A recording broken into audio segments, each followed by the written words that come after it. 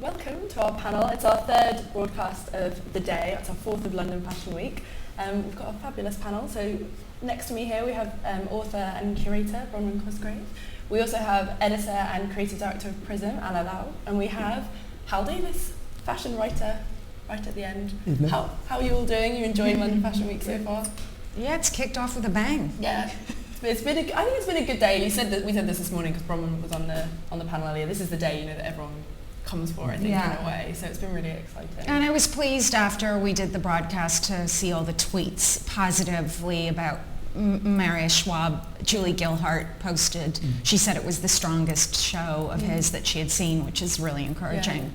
I think I was actually just saying this to Camilla before we started the broadcast, but one thing that I've loved to see, it kind of fits with what we're doing here, is how digital and how sort of interactive London's been. 70% of the shows being live streamed and stuff, and it feels like there's such an energy because everyone feels involved. You can see it all around the city and everyone's talking about it. And like the Topshop Unique show got 2 million viewers or something in a live stream.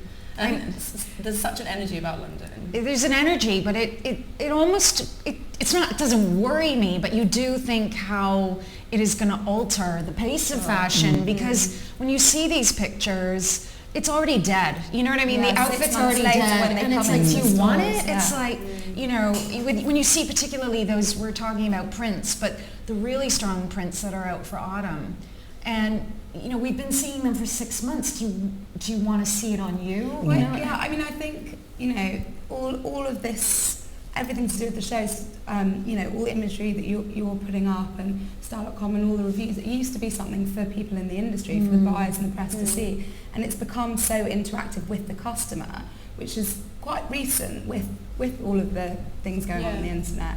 And so I think before this all existed, it made a lot of sense, and now the customer has so much time to get bored of that because they see the imagery straight away, and so by the time it gets to the shops, they're kind of onto something else. I think that's kind of it's come up a lot in our discussions, is this idea of kind of when is this fashion system of seasons going to change? And as someone who you have your own brand, do you kind of find that you look at other brands selling and think, what are you doing? Like, your pace is just out. Why aren't you selling straight to the customer? Yeah, I mean, I was actually talking to someone about this yesterday, how when Tom Ford showed, I think it was the first time was it in London or New York, and they didn't release any of the images at all. And everyone was a bit pissed off about it, but actually I thought it was a really clever idea because you don't want people to be bored by the time it gets to the stores. And the trends, people are looking at trends, especially the consumers, and even the regular kind of layman knows so much about fashion these days. Fashion's become so part of our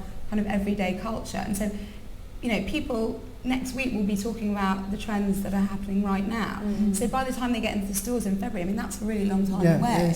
I think it is interesting what Tom Ford's done. I mean, it's pitching, withholding imagery is really pitching the his brand at a very elite audience. And also when you saw Gwyneth Paltrow on the red carpet at the Academy Awards in that cape. It was such a surprise to see that, even though the look actually recalled something by John Battista Valli that I had seen 6 months earlier. But still, you thought, wow. And then you see the dress in red in his ad campaign, and it does look fresh. I mean, it has more impact, I think. Have you noticed that change? Because you work with young people. Have you noticed that they're so much more kind of excited and fast in how they... I just think, because of all the digital media, it's made fashion much more, obtainable. Everybody can be involved. When I graduated from college, you felt like you were part of an elite group to go to a fashion show. It felt very special. But, the industry has opened up and it has raised debate, and I think that is really healthy. But I think it's interesting what you were talking about Tom Ford and, the way he did keep his shows very exclusive and shot all the photographers out. It's because it was about pitching the right level to the customer. But then if you sort of look at Topshop and what they're doing, they're streaming their show live, but they're actually allowing looks to be customised and also sold. So that's to the everyday customer, which is good. So it is about that balance of exclusivity but also accessibility as well. But I think someone like Topshop really benefits from something like that because they've got the infrastructure. So to a certain extent, if they wanted to do something like Burberry did it last season, I think you could kind of click to buy certain things straight away. So there's certain companies that have the infrastructure that are trying to utilise the way that we're all working at, and that makes that makes a lot of sense. People can watch the show live, like people will do with the Mary's show, and click and buy it straight away and get it a month later. But that kind of defeats the purpose of everything else everyone else is doing. So, for young designers who are just trying to really show what they're doing so that the buyers see it, so that the press see it, they don't have the opportunity to do that. So it does it raises the discussion of, who's it benefiting, and is there a way that we could kind of maybe change the way young designers show, or I'm not sure. I think it's really tough for designers and new designers, because they have to use all these new platforms to constantly promote themselves. They have to be in tune with Twitter and all the different social media platforms, and they always have to generate new things. It's not just twice a year. So I think there's an awful lot of pressure on them. I think it's tough to keep people interested in what they're doing. Well, even as a critic, when you're seeing something live and responding to it, and you have this benefit of tweeting. And I mean, like, Twitter is the most perfect thing for fashion with the delays and people like making up these opinions. But I do think you have to be you have to pull back a bit. And it's like when you're looking at it, you're just saying what's on your mind.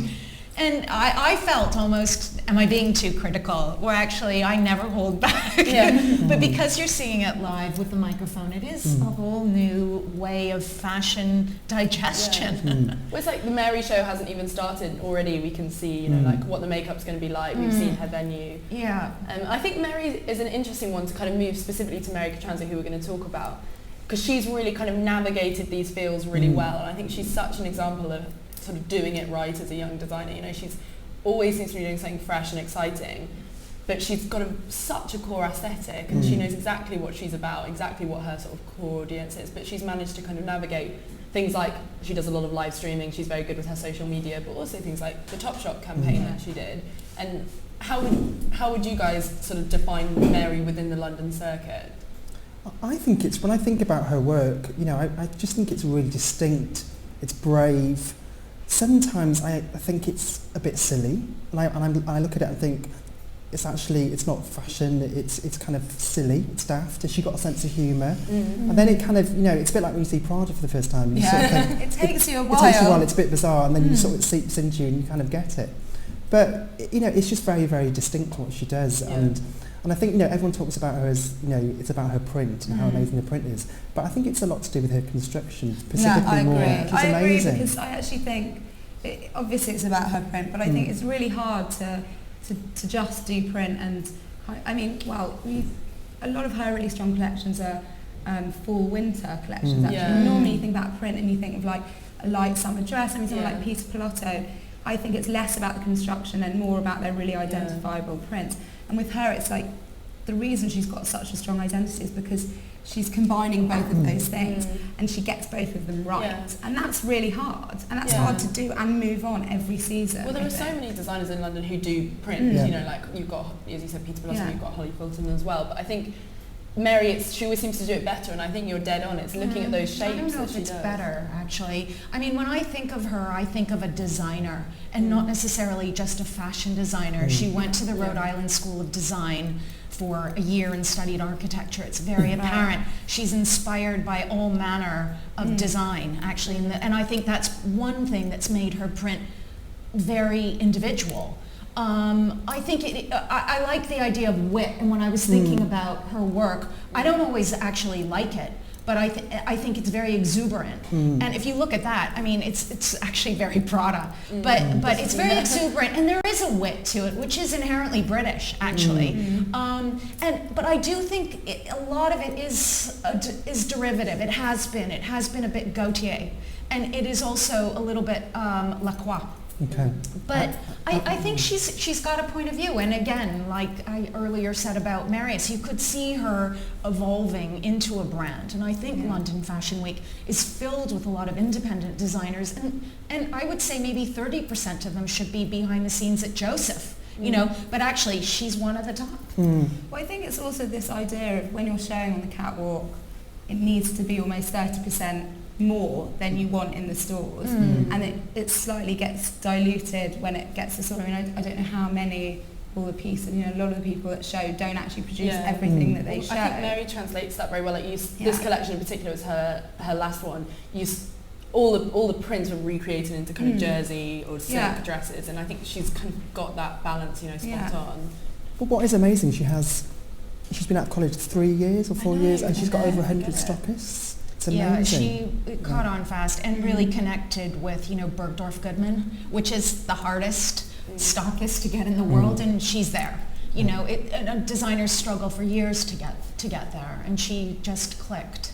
What do you think's been so special about her journey? How do you think she's managed to kind of carve out this space that she has done? Because no one can deny it's such a fast rise, and many other young designers are nowhere near in the position she's in. What do you think has been the reason? It's because the aesthetic is so distinct, it's so bold, and I'm not sure what you ladies think, but whether it is very, because I look at it and I think, well, actually it's not very wearable, but then you see all the stockists, but obviously it's the selling collection that's going in. And I mean, I'd say that her style is very distinct. She's obviously clearly super talented, but I think things like that also have a lot to do with timing. I mean, I think the season that she really blew up and really people started taking notice, there was a trend that people were wearing print and were really interested in print, and timing like that really makes sense. And also, London for a long time was like this great creative city where designers showed, but no one was really, none of the buyers were coming, none of the press were coming. It wasn't like as important as it is now. I mean, everyone is here now every season, and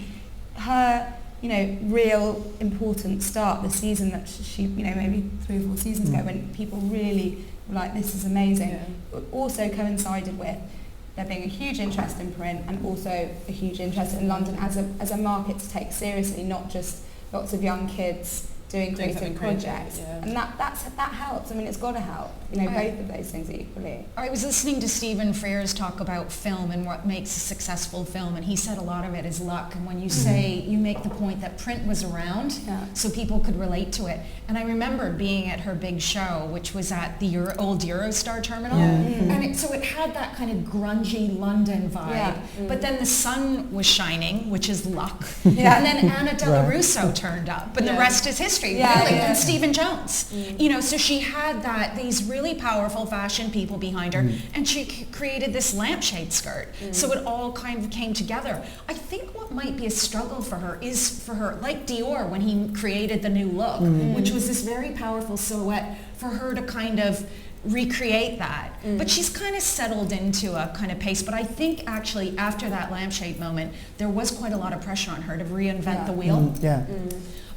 But she also did win the Swiss Textile Award, which is always a real indicator, I think, that what she's doing is excellent. I think what's interesting about her is, we talk about there is an awful lot of designers doing print, and this season as well, the same people doing it. But you can spot her looks from them all. They are very, very clearly hers. And it's to do with the 3D, And even it's so architectural. Her collection's just started. Sorry to interrupt. Really? Already? It just flicked to it. Wow. Wow, that's interesting. Kind of Keith Haring, actually, that print. It's a bit tribal, right? Yeah. A little bit? Tribal's everywhere. Except this is more. That's great. But interesting, the silhouettes are much simpler from what we've seen. That's what I think for spring summer. She always That's very does much chic, more, actually. I think actually for spring summer you have to do more simple silhouettes. That's very classic her. But it's much less. I love the width if you just look at the. And slightly calmer colour palette as well, really. It's a little bit Marnie, if I... The postage stamp referenced on the invites. It's lovely. Yeah, it's a bit more grown up and less. Yeah, Do you think that is her shopper, that kind of... Yes, I do. That more kooky I think it's a lady. And, you do see socialites in New York, like Lizzie Tisch wearing her clothes, and, those young socialites, too, wearing things. And then Anna... Well, I mean, I think that's another point It's to make young. about print as well, though. It's this whole thing with people getting photographs so much outside the shows and going It's out. a really interesting point. There's a lot of, I'm wearing print, I'm going to get, everyone jokes about it, like, oh, if I wear 2 clashing prints, I'm going to get my photo taken. And I mean, it seems to work. And it's funny how, it's like life imitating art, street imitating fashion, and the catwalk imitating the street now. And I think really print's carried on a lot more because of that, actually. sometimes you have 2 seasons where people are really obsessed with print and then everyone gets so fed up with it and it goes really minimal again. Yeah, that's a good look. I mean, if you think about that, a lot of designers in New York tried to do that jacket and skirt thing and it ended up looking so bulky, and see how much is involved in that, and it looks as light as air. I love these stiffer shapes. It's very chic. It looks much more grown up. And it's very well tailored. I'm interested in the point you just make, because I also think this idea of it being sort of part of the zeitgeist in a way, and I think what's interesting with Mary is as well that she ties into kind of what people want to buy. So as much as it's it's also desirable. It's not just like, oh, that looks cool on the catwalk. I'm looking at these pieces and I think I would wear those. And I think people think if they're going to spend money on designer dress, they want like a real showstopper. Right. I think that idea of kind of spending money on like a black pair of trousers, a white shirt, that's kind of gone a bit. People want to wear something that looks absolutely and also amazing. That's really well made. Exactly. And her team is about 16 or 17 people, so she's got an awful lot of people. But I think, as I said earlier today about her, she has collectors. So she has women that want to buy a piece from every season, if not 2. But she's also doing very interesting shapes here. There was a dress that was almost like incorporating a cape. And I like the length. Yeah. I really think that's very elegant. I like the more modest shape, the higher neck. But it has a very sort of flouncy elegance. I don't think that's working the strapless so much. It's very difficult to wear strapless dresses. But I think interesting what you were saying as well is that, I think there's so many high street brands now where you can buy a version of a designer.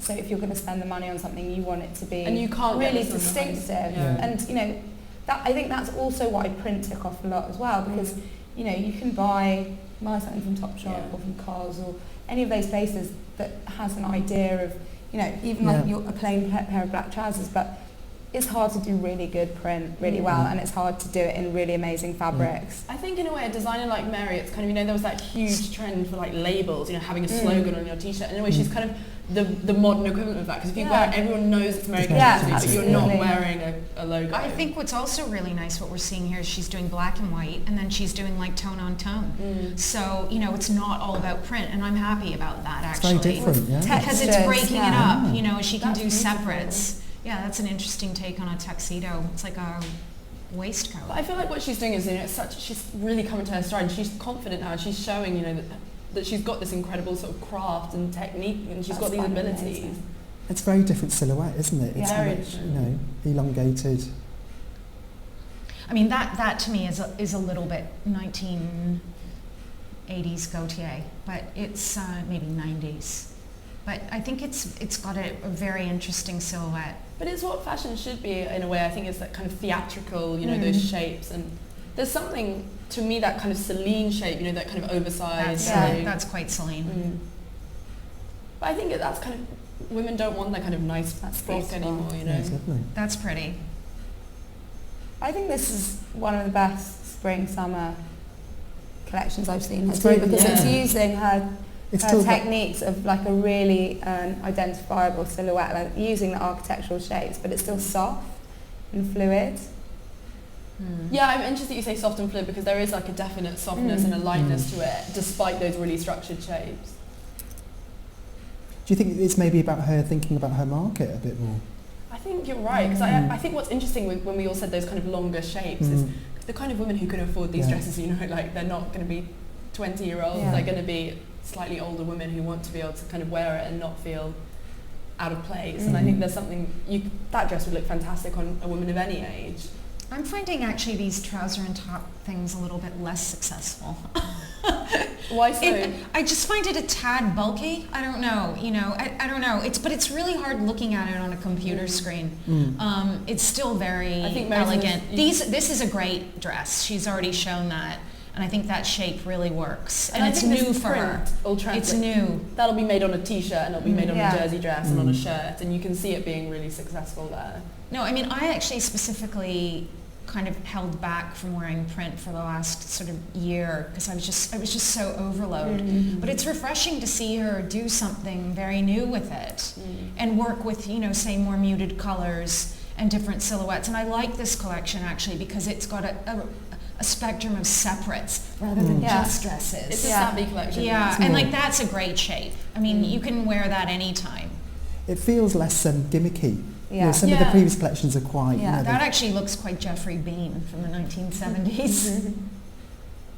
And that actually is the most successful strapless. I think that's a very difficult shape to wear. But you could wear it with, you could wear or a red carpet piece. You could wear it with great jewelry, actually, great necklace or great earrings, and it's a gala. Ooh, interesting. If I'm honest, this actually wasn't what I was expecting. Me neither. No. That's quite kind of gladiator Egyptian. It is quite Egyptian. I like it. I think that's beautiful. It goes back actually to this strong woman idea. I feel like I've said gold. this every single broadcast, but I was saying the designers who I think everyone loves at the moment is they embrace this strong woman, and Mary does that so well. Mary is a strong woman herself. She's amazing, and it's brave. Like that's what you were saying. I think it is brave. She's like. And I like how this is like historic, but it's a modern way to do metallics as well. Yeah, I love. She always kind of looks to history in a Very certain beautiful. way. There goes Susie. Yeah, Off she goes. That was I like beautiful. how she ties They're very well edited. Very well edited. Yeah, true.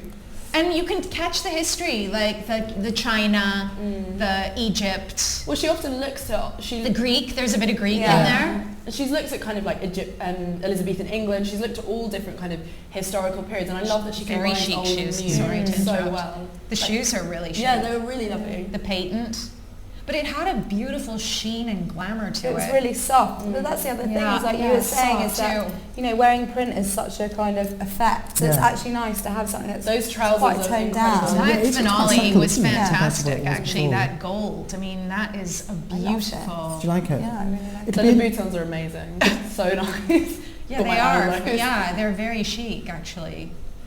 It'll be interesting to see how magazines and newspapers take it up to shoot it, because obviously before so much of her collections were shot because they were so amazing colour-wise. And this is much more low-key. I think like in the past there's been a bit of an issue where it's like her clothing's almost like stunt clothing. Yeah. Like if you saw the V&A ball gown show, which I actually loved, but it felt like, Mary Katrantzou, like what you expect. Yeah. But actually that's not what you expect from her. I just think it's much more grown up. Yeah, I think you're right. And I think much more sort of on target for her consumer in a way. Like we mentioned those beautiful trousers and some of the tailored pieces. You can see that really, really selling and straight from the catwalk. And I don't think that was something that I found with her previous collections, that you could see them literally walking off the catwalk onto the street, whereas you could with some of those more tailored pieces. Well, I think that's her move growing up with her design as well, because I think the collections that the press have been so crazy about have been the kind of stunt pieces that no one would just... I mean, I wouldn't wear it to a party, these really structural. And then the other collections that were not as successful, people weren't as excited about, were more wearable. And this is kind of using both of those things together. So. And I never want to buy something that people can know what it is, at 10 feet. I agree, yeah. You know what I mean? And that's why, I have really gravitated towards designers like Roxanne Dolinchich. It's just like, who's that? But I think she kind of toned it down and kind of, it's far more sleek than I've ever seen. I agree. I'm really interested in what you said, Howie. You said part of her success has been people being able to shoot it and it being so colourful. It's a great dress to put on the cover of a magazine. And do you think that she has sort of moved away from it? Do you think stylists will struggle a bit with it? I don't think they'll struggle. It's still very distinct. It's still very her. I just think it's a massive step away from what she was doing. It hasn't got that sort of stunt thing that you guys were talking about. But yeah, it's really beautiful. It's what's interesting is how it will fit in with what everything else happens this season, and where people will pitch it in fashion stories. But I actually, as a fashion historian, I think it's really gutsy when you take on a subject like world history and you can actually make it really contemporary. Yeah. I mean, it's not easy.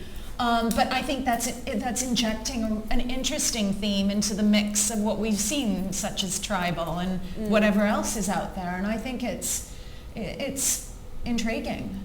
I'm interested. You said it'll be interesting to see where it sits within the sort of the rest of the season, because I think that's something with Mary. She doesn't really sit anywhere. Yeah. She kind of always does her own thing. And I wonder where would you sort of put her? In terms against other designers. Yeah, exactly. It's difficult. You don't think she's like a little bit Peter Pilato? I mean, no. I think it's very different. Yeah, I think it's very different. What's interesting, she's up for Designer of the Year, isn't she? I mean, she's in a different league, but they did go down that route. Some of it, maybe their work looks a bit like hers. I don't know. I think her feels much more three-dimensional. Yes. It's much more sculptural, what she does with the clothing and the construction as well. I think it was nice to see in that collection, because I sometimes feel like if you say Mary Katrantzou to someone, they say print, and I think part of that is because of the Topshop collaboration. Part of it is because she does do print fantastically, but I think that with the association to someone like Peter Pilotto, I think it does overshadow, her incredible skill in terms of her silhouettes. Which, as you mentioned, I don't think that's something that Peter Pilotto focused on as much. They're much more about the embellishment, the embroidery and the beading that they've been sort of doing in the last few seasons. Whereas Mary, I think it's as much shape as it is print, but the print's so much more in your face. Whereas this season, much more graphic. Yeah. I think also what you were saying about her stunt pieces, I think, when a designer starts, there's so many women's wear designers these days, in order to really get that attention from the press, you really have to do something like that. And I think this really shows that she's got the support of the industry. People really think she's talented. She's trying to move on her style a little bit more, and I think she did it really beautifully. How do you see her being able to sort of grow her brand? Because you kind of touched on that there, because she's one of those designers where, as much as it feels like she's been around for a long time and she is very new. Where do you see her sort of being in 10 years, or how do you think she should play the next 10 years? I think she'll be a brand, and I think she could do, homeware, perfume. I think she's got this really strong identity, and I think the refreshing thing about that show is often when I look at a young designer, you can say, oh, that's a little bit this, a little bit that. I did see bits of it, but actually it struck me as very original. What would be really interesting if she went to work for another huge brand? Yeah, that's true. I don't think she's going to. Imagine her going to somewhere like Dries Van Leeuwen. Amazing. I don't think he's going anywhere. No, he's not. He's not. And he does a pretty good job. He does do a pretty good job. And I think that sort of day is over where, 10 years, 15, 20 years ago, you had Alexander McQueen and John Galliano going off to LVMH, but it doesn't really happen so much anymore. The question is will she get someone investing in her brand to make her a bigger brand? And I really hope that actually happens here. So, She is doing more collaborations this year. I think she's doing a leather collaboration. She's doing a jeans collaboration with Current Elliott. So you can see her kind of moving towards... I'd like some of these designers, though, to do collaborations that are far more rarefied.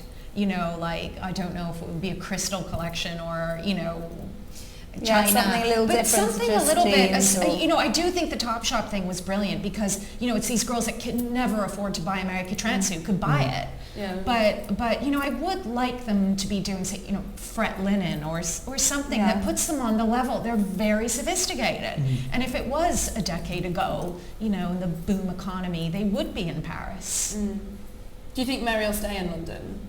It's impossible to predict. You don't know. There's all that talk, but, is it bad that British designers go to Paris? I don't think it is. I don't know what you guys think. No, I think it's difficult when you're a young designer. You've got to do what you feel is best for your brand, if that's where the buyers are going to be. It's still not... a lot of press are coming to London now, but there aren't a huge amount of buyers. So, she'll be selling in Paris anyway. So. I want to touch on that with the buyers comment, because that's something that we did talk about in another broadcast, but not enough, I think, which is this idea that there's so much support, I think, for British fashion and British designers here, but there isn't from the buyers. Especially, I think that's something in menswear that we found quite a lot. You don't see the young London talent being stocked as much as it should in the London stores. I don't know about that, actually. I think they're doing pretty well. As I said, she's at Bergdorf Goodman. But in terms of the London stores, really... that's London. Really? You don't think Harrods and... I walked into Selfridges a month ago and they were moving her clothes to the front. No, I think Mary's she's found her foot with that, but other young designers, so someone like Lou Dalton as a men's example, or Christopher Shannon, it's very hard to I think Mary's such a success story. But you've got to understand, when you spend what they charge, and you take a piece to the dry cleaner and it comes back grey, that's because they don't have the fabric that, say, Gucci works with, but they're charging the same amount. And that's why, actually, or they can't deliver on time because purely of a manufacturing basis. And that's why buyers don't take a gamble on it, and it is a gamble. But I think it's actually, the pace has been pretty consistent, and I think they are working with as many as they can. But it takes time,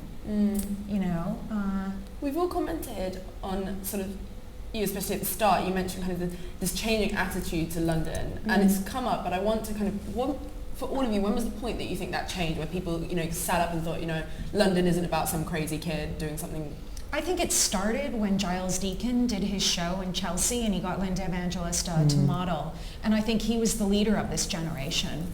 And I think, you know, Christopher Kane, when he did the little dresses and Sarah Mower noticed, that were two major turning points. I mean, I felt like it was only about 2 seasons ago when it was, I mean, I think also from going to New York and suddenly hearing that all of the big press from New York are coming to London, that's a very recent thing. I don't know if that's the BFC putting real focus on making sure they come, or and that coinciding with a lot of designers not just being young designers anymore, but being like globally important designers. And Christopher Kane is globally important. Jonathan Saunders, now Mary, like, you know, it just moved up a notch, and that happened at the same time as a lot of international press were coming. It was really, you know, it used to be New York and then people would take a break and, you know, go to Milan because of the big advertisers, and then go to Paris. And, you know, it's really it's really as important, I think, and there's so much creation coming out of here. And I mean, personally, I feel like I only noticed that happen a couple of seasons ago. I think before there were some people who were real advocates of London fashion, but it wasn't on a global level, and it definitely wasn't all of the buyers, and it definitely wasn't all the press. I mean, the press would talk about it and say, oh, you know, we love fashion in London, but they would never make the trip. And I think that's completely changed. I mean, all of the big titles from America come now. I think, you know, all the Europeans do too. I think the buyers, it's getting there. I'd like to see which buyers are here this season. But for me, that's only happened in the last couple of seasons. When did you notice? I think it was more Christopher Kane more than Giles Deacon. Yeah, really, I think so. Because I think when he started showing, you know, his collections were so hyped up. But I think the big shift there was this was a guy that was really new out of college, and what he was doing was really, really creative and beautiful, but also super commercial. And to me, that's Giles. No, I don't think it was Giles. I think it was Christopher Kane. I can remember going to a gallery dinner, very, you know, snooty gallery dinner, and seeing a woman walk straight towards me, head to toe in Giles Deacon, and I'd actually never seen that. And I worked at British Vogue for many years. I'd seen women in Prada, I'd seen them in Marni, but I'd never really seen it. And then suddenly you see that in Erdem, like Erdem became the new Marni. But I think, you know, I think there have been a few catalysts. I'm interested that you say with Christopher Kane, you know, it's that idea that they were like incredible to look at and very strong visually, but really, really sort of wearable and sellable and sort of wantable, for want of a better word. And I think if you look at someone like Mary, if you look at someone like Jonathan Saunders or Roxander, who we mentioned, for me, there's a very tired old debate between sort of commerciality and creativity. But if you look at the London designers where you think, you know, they are going to always sort of be on the fashion map, it's those ones that have managed to tread that line. Yeah, you've got to do both. Yeah. Also, I mean, that's the thing, your brand won't exist after 3 or 4 seasons if you can't do both, because, you know, you need money to produce clothes and to do shows, and it's not all just, you know, having a fashion show, it's not all free, and, you know, you need buyers to be able to buy your clothes and to sell them, because they could try one season, and if you get a terrible sell-through, they can't do it again. The numbers don't work. So, you know, it's amazing to have all this creativity, but it only lasts a certain amount. If you can't make it into something that has a commercial element to it, I mean, who's paying for it? You know what I mean? It's people have to buy. People have to buy it at the end of the day, otherwise.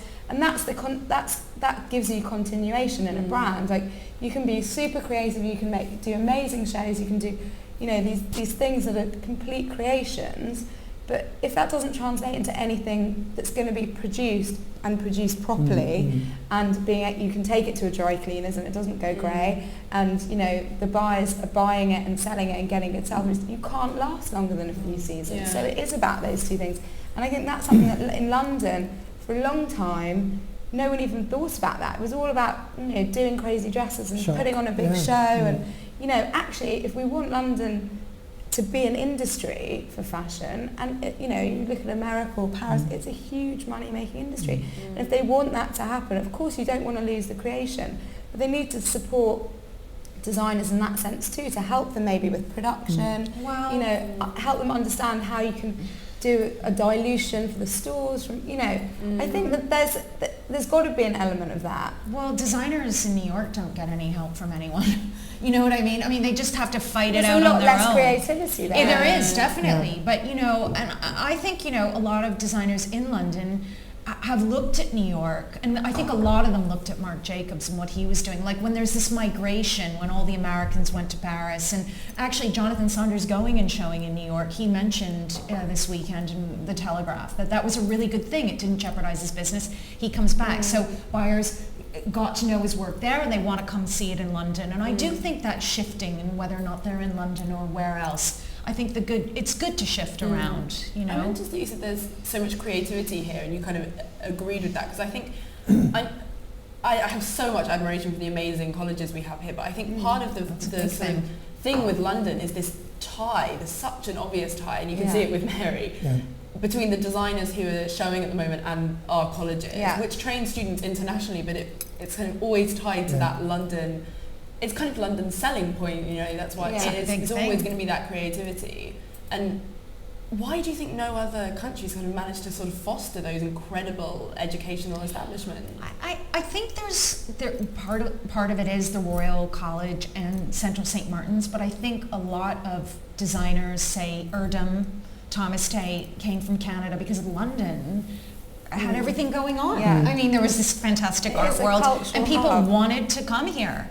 And, you know, just some designers that have gone to Parsons, they don't want to become like Parson-ified. Do you know what I mean? They want to be able to have that sort of self-expression. But I do think the schools in New York are equally as good. But I have, you know, the reputation of these schools added to London being the center of the world, which it really is, has really added up. What is it about central? I think it's about the history of rebellion. You know, you had Westwood this morning, you know, and she set a precedent that a lot of these designers are now referencing now. You know, and there's that history of people coming to London to change things and to have opinion and to take risks. And, you know, the whole ethos of these colleges, St Martin's and Royal College, is about trying to do things differently. You know, and I think that's brilliant. And Galliano, let's not underestimate him, and McQueen. They were huge role models for people. That whole mid-90s shift where it was all about British designers. I think it really... Yeah, their legacy still definitely influences all these guys without a doubt. You know, that ambition to do something differently, I think it's amazing. I think that's an English cultural thing too. I mean, everyone in England, I mean, you know, I think we take it for granted, but it's a really normal thing here to have your own identity, have your own style. And, you know, if you go to America, it's not like that everywhere. If you go to Italy, it's not like that everywhere.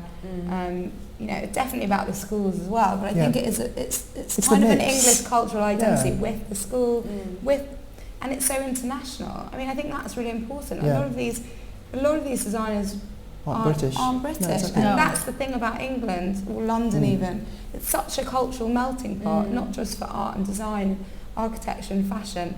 There's so many people from all over the world, and that's what creates something interesting, I think, as well. And I think it's the environment as well. You know, these guys aren't really into fashion; they're into the music, they're art. Exactly, you know, and Mary's that's into what, design. And that's where those different references come from. You know, fashion doesn't start with fashion. No, exactly. I mean, just you said kind of this idea of doing something different and kind of making a point and making a splash. And you mentioned Westwood, and I think what's nice for someone like Mary, this is her graduate collection from the MA at St Martin's, is she is doing all of that, and you can tell there's this idea she wants to kind of that wit and that innate kind of humour to her collections, and she's doing something different, but in a very different way to someone like Galliano and McQueen. It's kind of a much more, it's a strange word to use with her clothes, but it's a much more understated way, because she's saying, you know, I'm going to do this thing with print and do this thing with shape, and it is, it's as strong in terms of making a statement, but it's much more focused on... It's kind of interesting when you see, you see the MA collections that come out at Central St Martin's and Royal College, and they're all so very polished and sophisticated. And I mean, that's hers. You know, and you can look at that and you can be amazed at the level of achievement. But there is sometimes, well, where's that risk-taking? Where's that Galliano? You know, are they all so commercially aware so early on? There's kind of negatives to it as well. Well, you teach at St Martin's. Have you noticed that? Have you noticed the change in the students where there's... I think it must come from the fees, the extortionate fees that you have to pay. I think, you know, students will now come to study at the colleges because of the great reputation, but they see that as a platform to their career. It's very, very, very calculated in some ways. And, you know, if they are investing tens of thousands of pounds into their education, then there's an expectation that they're going to have a platform afterwards. So, you know, art school used to be a place that you'd go to, you didn't pay, and it was about several years of experimentations, making mistakes, and having fun as well. That was part of that's why I went to college. But now it's very different, and because everyone's so aware of the industry, people know how it works. We see everything, we know everything. So people are much more strategic about what they do and how they're educated, which I think has negative sides. It's made St Martin's very famous, but I think it's difficult for the tutors there because students now have much higher expectations. Well, I think students today want to be famous right from the get-go, and it takes time. I'm really interested that you mentioned that because I watched your interview that you did actually on SHOWstudio, little plug there, with Louise Wilson, and she mentions that, she says, when I went to college, there was this incredible sense of freedom and liberation. You could mess up a term and it didn't matter as long as you were kind of experimenting. And I think even Mary's generation, there's not that same freedom, and I think it forces a different kind of creativity. When I went to St Martin's, digital media didn't exist, and so you were very naive about things. You didn't understand about fashion. You didn't understand the differences between things and how things worked. So you were much more experimental, and you took risks because you didn't know what was right and what was wrong. So. And also, you probably didn't have so many people watching. Now everyone knows. Yeah. Everyone knows to look at it's a huge amount of pressure. The MA collections at St Martin's. I mean, 10 years ago, no one even talked about it. It's very different times. And that's whether you work in fashion or not. Should we have a look at some of the close-ups from the Mary collection? It would be nice to see what those prints are. Just flick through. I like the trousers. It's interesting because it starts much trousers. younger, and then it goes much older towards the end. It's interesting that she picked that as her first look as well, don't you think? It has a very it has a little bit of the tropical that was around this summer, but it also has a bit of a denim vibe too, which I really like. There's a casual, I know we said this word so many times, there's a wearable idea to it, there's an ease which I don't think is perhaps been there. It's got a lighter hand, I think, than her previous collections. Oh, look at those shoes. It's very shady. Those shoes are they're actually quite Manolo. Gorgeous. But there is still that width, you can see that in That's fun. Yeah, it's fun. And that's what summer should be. But they're also a piece, it's a piece to own, to say, I have a Mary Katrantzou. There is denim in this show, actually. There's some of the current is there denim? Yeah, I liked that, actually. That's a nice ad. Which is it's what you were saying, how, it's a savvy collection in terms of, something that's wearable and sellable. And it definitely feels like it's a move on, which I think... Yeah, I agree. It feels slick. Yeah. You know what I mean? Very... More grown up. Yeah. I also like that she's played with stamps, because it is this idea of it's inspired by world history, but it's also her customer, she sells internationally, women in all countries wear them in all different seasons, all different ways. And I think that's the move on too, is that maybe even only 5 years ago, London designers were showing to a London audience, and now it's so international. I mean, and that is the internet, but it's also, fashion is so global now. I mean, I think that's also why people are so much more interested in younger designers, because everything's become so... Globalization means I can go into a shop at the end of the street and buy, a dress here, and someone on the other side of the world can go and buy exactly the same one, and go to the same dinner and wear the same thing. And so people are looking more to...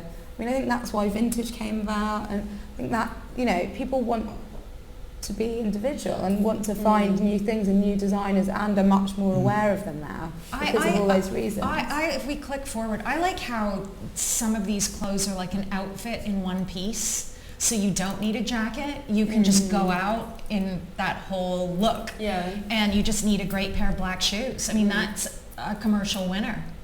It is. Do you know what I mean? There's all these different...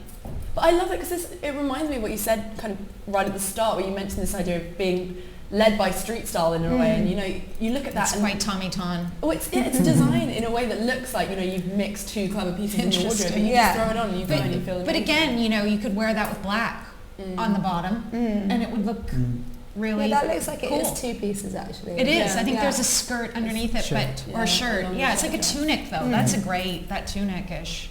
It's really cool. And she's working with a lot of color there, but it's coming together. But it felt, I think the collection, we also it felt kind of pared back and simple. When you look closely, she's still got that. That's quite a lot. So, I love that. It's quite full on. But isn't she one of the biggest sellers on Net-a-Porter, which is quite interesting? Is that true? Her really? stuff sells out everywhere. And I always think of Net-a-Porter as a much more dressy kind of consumer. Yeah. You know, well, they've got a real international customer base. So. But I guess it's changing notice of how women dress. Like we talked about this a bit this morning when we were talking about Marios, with this idea of, I don't think there's that same demand for, you know, like a nice frock and a pair of heels. I think women want that kind of individuality, like whether it's kind of you can wear a trouser suit, you know, to a glamorous event, and that kind of changing nature that women dress. And I think someone like Mary's kind of playing with that. Like obviously she always offers those kind of lovely jersey dresses, which are the items that sell out really well. But also like her shirts and her tailoring, it's kind of nodding to those ways in which women want to present themselves. I just love it. I love the shapes. There's a braveness, like you're saying. Yeah, and it's fun. It's really fun. Yeah, it's still fun. I think that also women are less scared, just in general, to wear clothes like this now. You know, people aren't afraid to. And I think being a patron, I think she's really tapped into sort of being a patron of the new. Yeah. Like she has these sort of older ladies who are supporting her rise, and you know, rather than turn up in Prada, they're wearing her. It's not that far removed. Do you think there's part of it is this idea of a woman designing for a woman, you know, Mary kind of saying, you know, like putting a sense of femininity into her clothes and I think saying, this is feminine. Yeah. I don't think her clothes have been necessarily, not every season, you know, uber feminine. Because there is a camp side. Yeah, I think it's interesting that I think most of her team are women. Is that true? No, this is great. I think this was really an interesting piece. It was almost like a cape, kind of Balenciaga, you know, off the shoulder, that sort of waterfall. I don't know how you describe that, but I thought that was like one of the most intriguing pieces. I did read an article that when Mary was interviewed, I think it was by Susan Enkeys, and she said, you know, a lot of people have said to her, you know, they only ever used to wear black, and then when she started doing print, they felt like it was a woman designing print and being really appreciative of a woman's body shape and being really sympathetic towards it. Yeah, which I thought was amazing. The desirability. I mean, if you're a woman, if you're a woman, you want to look good in it and feel good in it, and it is different. I mean, I can't say for everyone, every designer, I can't think of every male designer, but I think as a woman designing for women, you are looking at whether it's going to be flattering, how they're going to feel in it, and I think that helps. You know, you want to feel good, you want to feel that you look good. I think that helps you want to buy the dress more. And I think Mary's clothes are accessible in a way, because as much as they're strong visually in their print, and there's something that you could almost say they're kind of outlandish, but there's a sense of, you know, you could be any shape and buy into the Mary Katrantzou. Yeah, I don't know actually if that's totally true. But if you see this sort of the range of pieces she does, you know, she does everything from t-shirts to kind of jersey dresses, and I think if you wanted to wear Mary, it's more accessible to you in a way that something like, you know, Christopher Kane or even Marios, you know, it's for a curvy but slim kind of. Yeah, maybe. I think you have to be kind of tall and statuesque to carry that off. I don't know, but you know, but I do really think about London and colour, and it has been a complete sea change here, and it just does feel like a cop-out to do a collection in black. And you look in New York, and it really is black, white, beige. Do you know what I mean? It's so dull. Those Louboutins are just to die for. Nice, very thoughtful combination too. It looks like it was tailored specifically. There's a lot of thought there. I love the shape. I love the modesty to it. You know, there's a kind of, it's almost as if she's kind of balancing the strength of that print with the kind of the trapeze. So what's our kind of gut reaction? Do you think this is going to be well received? I think that's her best collection. I personally. Do you agree? Yeah, I think she's really managed to combine all of the different elements that she needed to, that she's really good at, and I think it's a really grown-up, refined move on. I think it's really hard. It's really hard to come back every season and do something that is really truly your aesthetic and that people like, you know. And I think this is a move on, and it's really her, and it's really grown up and really desirable. Yeah, I think it should be well received. Yeah, no, it's great. I should think so. I think you know, you have to really, really admire her that she's kept to her what she's about, but she's definitely moved it forward, and it's tough. The expectation on her, you know, it's she's tough. Spotlight's on her, you know, and it's brilliant. Do you think part of her freedom comes from the fact that she can, you know, she's never going to be involved with trend, because she's involved with trend in the sense of the trend. She sets trends. I mean, actually, but I think she actually sets them. She's not going to do a black collection because everyone else is doing. You know, but I think the thing about trend also is that to do it really well, you just have to feel. It has to feel right. It can't be like something else that someone else is doing, because then it feels too similar. So I think actually she is within the realm of trend, because when you look at it, it feels right for this season and it feels desirable. And I think that's all trend really should be. You know, it's different when you're forecasting colour and things like that. That's a whole diluted level that, you know, high street are going to look at. But real trend, like you're saying, setting trends is this, is when it feels really right but new. That's what it should be, I think. And I think that, you know, it's quite tough for her. I've seen her backstage before shows being quite nervous about it, actually, because when you're pushing out a strong statement, that isn't easy. And just to edit a collection, and, you know, it's very difficult. And she's so young. I think, you know, like, credit to her. That's not, I don't think that dress worked, that shape, but it's kind of a catwalk piece, I think, in a way, you know, like when she did the big bustles. You can't have it all perfect, but I thought that was actually, that to me is, she's kind of made it. I mean, she's going to be able to sell that in multiples to buyers. So she's doing big orders. Yeah, exactly. Very chic. Do you think she's someone working with young, do you think she's someone that people will look up to? You know, definitely. She really set a moment, you know, and really, you know, brought print, made it go mainstream, you know, a really key moment. No, definitely. She's like a downtown Oscar de la Renta, to be honest. That's what it strikes me as, you know, and he needs to be a bit more downtown. And I think her presentations are great, you know, they're really kind of refined, well edited, like you said. You really are focusing on the clothes, you know, you're not really looking at the girls. That's what I actually really like. And with Marius, the very slick, you know, hair, the makeup that's barely there but polished. And I actually have not looked at a model. No, that's actually really true. I saw Cara Delevingne kind of pouting, but, you know, aside from that, I have really looked at the clothes. But that's Mary, isn't it? You know, she's great, She's showing off her skill. Should we give her a round of applause? Yeah, well done. To wrap things up? Standing ovation. Thanks, guys. Thank you. Thank you.